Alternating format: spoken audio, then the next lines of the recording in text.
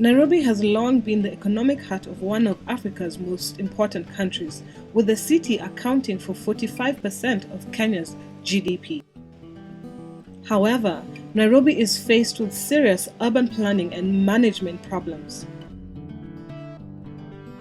An efficient, affordable, and safe transport system essentially connects people to amenities and daily life.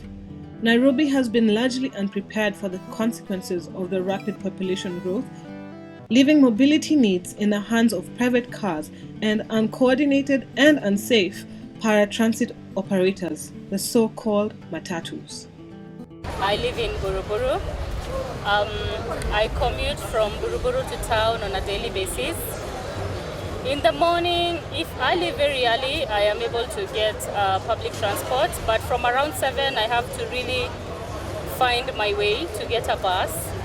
And it takes a lot of time to get to town because we have to use alternative routes because of the traffic.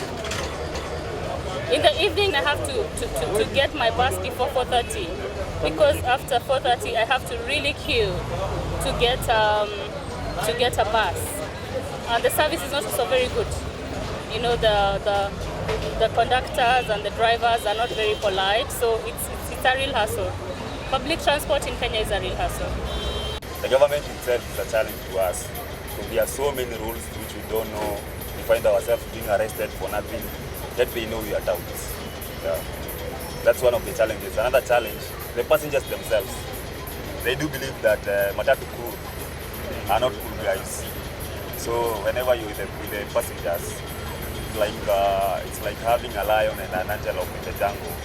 They are like, okay, these guys, you're supposed to pay this amount, but they don't trust us at the end of the day. And in fact, most of them use abusive languages. They call us makangas, a name that we don't prefer. We can do better because of the traffic jams. Then sometimes the matatus are too many. Small Nissan matatus are almost everywhere, causing traffic jams, overlapping. So they end up causing more jam on the Kenyan roads. So it's, at the end of it, it takes longer time. The ones which break traffic rules should actually get arrested and maybe given a penalty. Yeah, because none of that happens.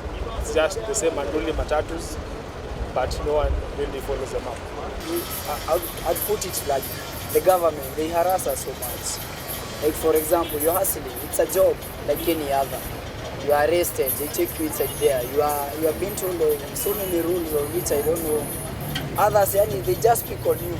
Whenever a police officer, traffic police officer stops you, and the rest, anytime he stops you, he cannot lack anything to arrest you for a sin.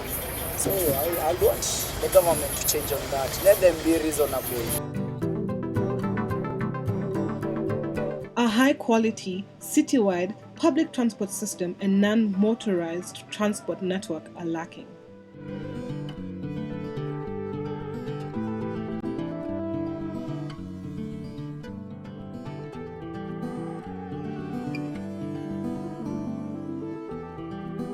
My name is Peter Waiganjo Wagasha. I am a member of the faculty at the School of Computing and Informatics at the University of Nairobi. And I'm also part of the Digital Matatu project,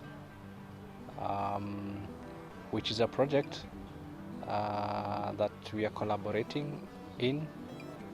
The general idea, or what Digital Matatus is about, is it's about creating data that can be useful to a variety of users around the Matatu system that we have. My name is Stefanie Holzwart and I am working for the Urban Mobility Unit at UN Habitat in Nairobi, where the headquarters of UN Habitat are based.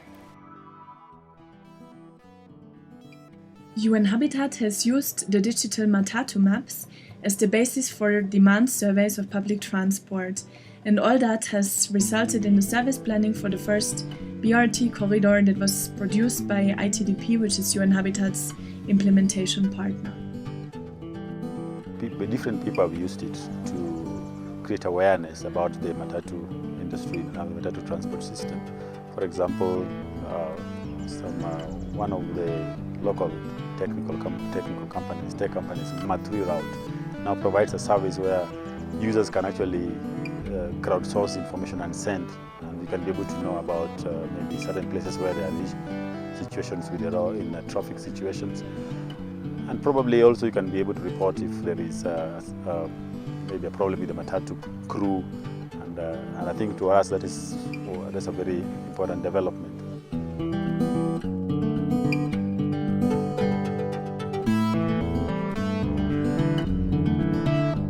Under the project promoting sustainable transport solutions for East African cities, UN Habitat is supporting Nairobi, Addis Ababa and Kampala to upgrade their transport systems.